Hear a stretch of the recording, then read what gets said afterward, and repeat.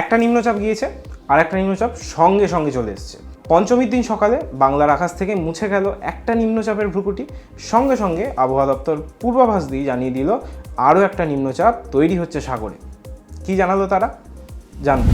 এই নতুন নিম্নচাপ কোনো প্রভাব ফেলবে না বাঙালির উৎসবে, বিশেষ করে ষষ্ঠী, সপ্তমী, অষ্টমী এই 3 দিন তো নিম্নচাপের জেরে তৈরি হওয়া বা নিম্নচাপের প্রভাবে তৈরি হওয়া বৃষ্টির কোনো আশঙ্কা নেই।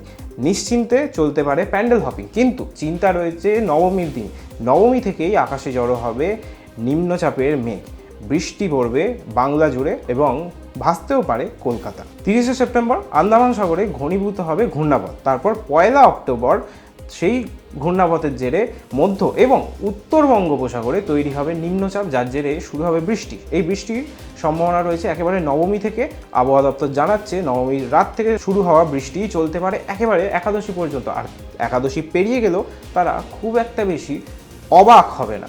হাওয়া অফিস সূত্রে জানা গিয়েছে কলকাতা সহ দক্ষিণবঙ্গের মোট 11টি জেলায় তুমুল বৃষ্টিপাতের সম্ভাবনা রয়েছে। দশমীর থেকেই এই বৃষ্টিপাতের পরিমাণ বাড়তে থাকবে। এছাড়াও উত্তরবঙ্গের একাধিক জেলায় বৃষ্টিপাতের প্রভাব দেখা যেতে পারে।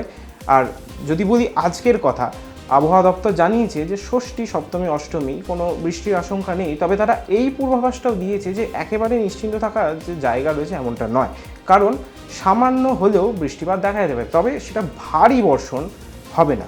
আবহাওয়া দপ্তর সূত্রে খবর, হাওড়া, হুগলি, 2 চব্বিশ পরগনা এমনকি 2 মেদিনীপুর জেলায় বৃষ্টিপাত হালকা থেকে মাঝারি দেখা যেতে পারে।